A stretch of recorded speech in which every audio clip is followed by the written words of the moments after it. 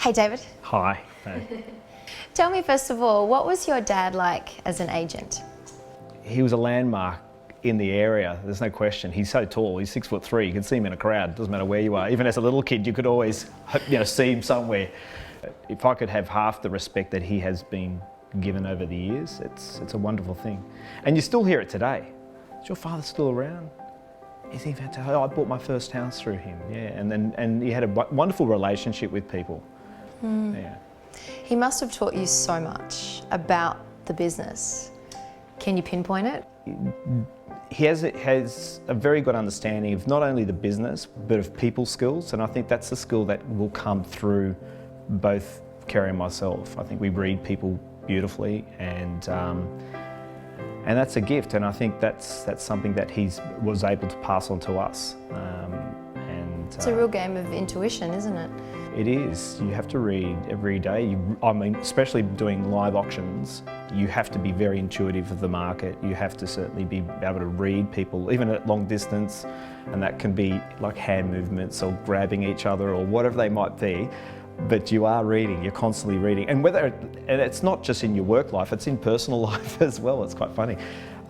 But I think my father was always a very good reader of that. You know, never too entrusting. He was always very cautious about not to be too entrusting. I think I'm too entrusting at times and can get yourself caught out. The business has obviously had some, key transitions from Arthur to your dad, now to you guys. How have you really stayed true to the ethos throughout those changes? When we can go like literally door to door and have conversations with people. I know Callagher. My mother actually sold it, and there's the next minute I'm having cups of tea, and I used to do these door to doors and I think, how long are we supposed to do this for? Because it's taking all day, because by the time I come out and have a cup of tea it was like an hour or 2 hours, and then we'd be talking about things. But that was the wonderful relationship that they were able to build, and they all often said, I'm sowing this, I'm sowing manure or seeds into the soil for you to flourish down the track, and obviously that was the case for us. And Kerry and I have seen ourselves. We've sown those same seeds and still reaping the benefits. Now, you're not the only ones in the business. You have a lot of competitors. Yes. So how do you stay ahead of the game? We take a personal interest in homes. It becomes what we call it the Callagher way. Well, it is. It's our way. Or the highway. No, it's our way, but it's the adaptability between working with our vendors or working with our landlords and finally coming up with a solution. And that's probably one of the best things about our business. We're not constrained or held back by a large corporation. We are who we are, and we don't get dictated to by pretty much anyone other than ourselves. Buying a house is such a big deal for people. I mean, this is a huge moment in their lives. So how do you support them through that process? How are you there for them? Our job as agents are educators. We are educators in our industry, and if we're not conversing that, telling or teaching people how the process runs, we've missed the calling there. And I think agents need to be aware that that's our job. We're in suits. We're not in suits for fun and games on the weekend. People are looking at us for experience and professionalism, and that's what I think our business brings, that integrity to the industry, and I think our standard needs to be as high as it can possibly be. Let's talk about your co-pilot, Carrie. Carrie, yes. Now, I heard something from the Stones recently. Keith said that Mick is rock and he's roll. Right. Are you guys opposing like that? How does the dynamic? I think so. He's the keel. Like he will keep the ship straight and on track.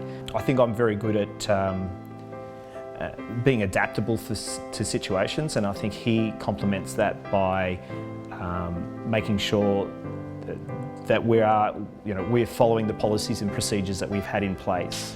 Over the last decade, we've had Instagram arrive, Facebook, Twitter, Pinterest, all these crazy developments in technology. How has that affected your business and what you guys do? I pass it all over to Kerry. Okay. It's quite easy there.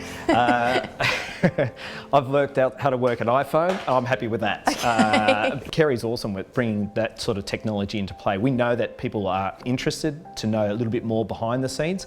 So via us, we're doing our videos after our auctions. We're communicating day-to-day activities.